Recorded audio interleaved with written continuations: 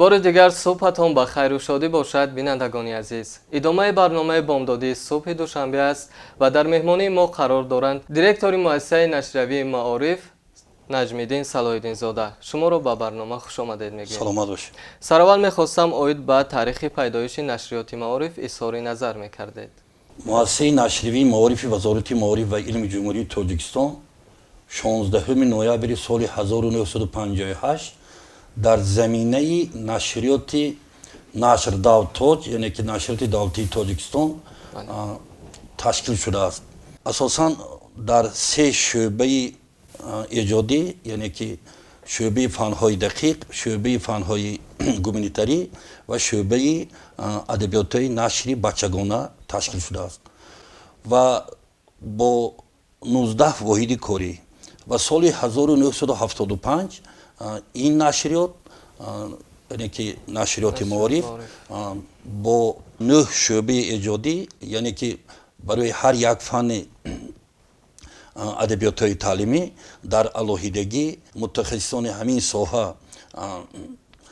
به کار دعوت شده، یعنی که با 18 واحد کاری شعبه ایجادی و 2 شعبه یاری رسان تشکیل شده است و سال 1999 این نشریات با مطبعه اولین وزارت فرهنگ جمهوری تاجیکستان یکجایی شده با نام جمعیت سهامی شکل گشاده مطبوعات تشکیل کرده شده است و این با این نام تا سال 2002 این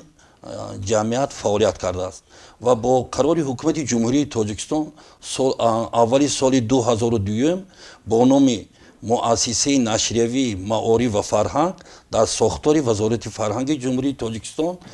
با 42 واحد کاری از نو برای خود گرفته شده است و با قرار حکومت جمهوری تاجیکستان سال 2011 با نام اولش یعنی که نشریات معارف با 43 واحد کاری در ساختار وزارت معارف تشکیل کرده شده است که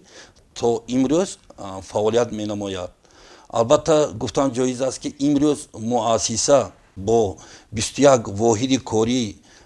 شعبه های ایجادی و 12 متخصصان شعبه کامپیوتری و باقی مانده با مارکتینگ یعنی که منیجرهای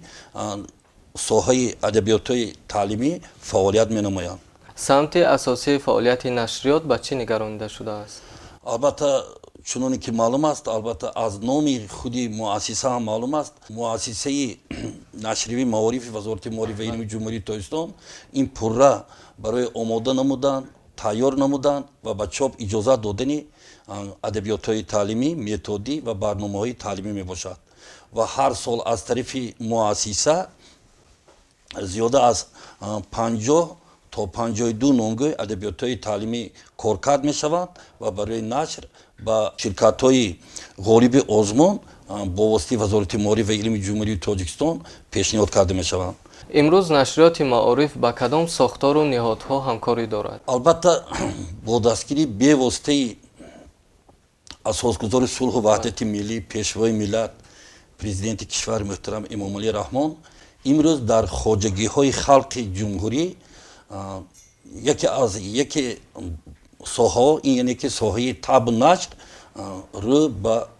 پیشروی آورد. این هم باشد بعد استقلالیت دولتی جمهوری تاجیکستان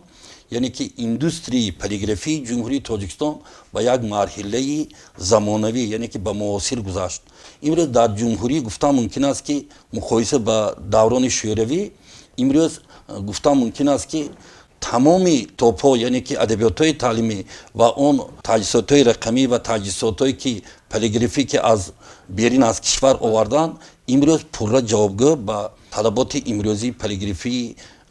جهانی پورا جوابگو است و باعث بسیار هم خرسندی است که امروز تمامی کتاب‌های یعنی که ادبیات تعلیمی در حدود کشور پورا چاپ می شوند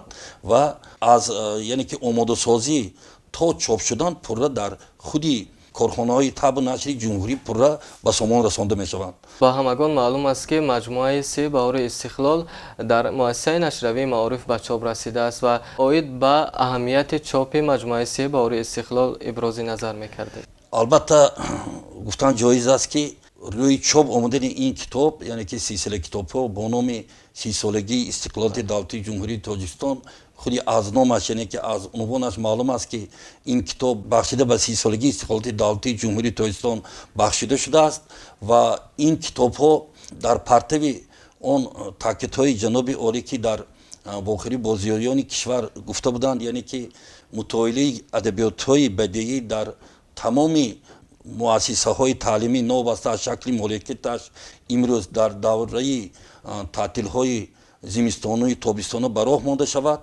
این کتاب ها روی کار آمدند. فعالیت امروزه نشریات به طلبات جوابگو است یا نه؟ البته چنانه که گفتم امروز مؤسسه در بازار کشور البته مقام خود را دارد. البته با اون کارهایی که امروز ما به انجام رسانده ایستاده ایم ما امروز قانع نیستیم لیکن از اون امکانیت ها از یعنی که از اون دستاوردهایی که 5 سال اخیر مؤسسه در اشتراک در نمایشگاه های بین المللی کتابی بیرین از جمهوری و در کشور اشتراک کرد زیاده از 31 ادبیات های تعلیمی یعنی که اون کتاب ها یعنی که اون مواد که از مؤسسه نشر کرده شدند صاحب 31 دیپلم و 2 مکافات های خاطروی سزاوار دانسته شد. البته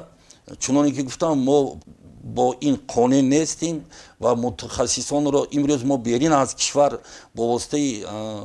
آنلاین با واسطه تجهیزات های امروز استفاده برده با کارخانه های پیشرفت جمهوری قزاقستان و 2 نشریات فدراسیون روسیه امروز ما همکاری زیش داریم یعنی که برای بلند برداشتن اون صحف و دانشی خصوصا مرکزی کامپیوتری مؤسسه برای آماده سازی تب و نشر امروز مؤسسه با اون کارها دست و امروز دستاوردهای هم از همین کارهای کرده ما است.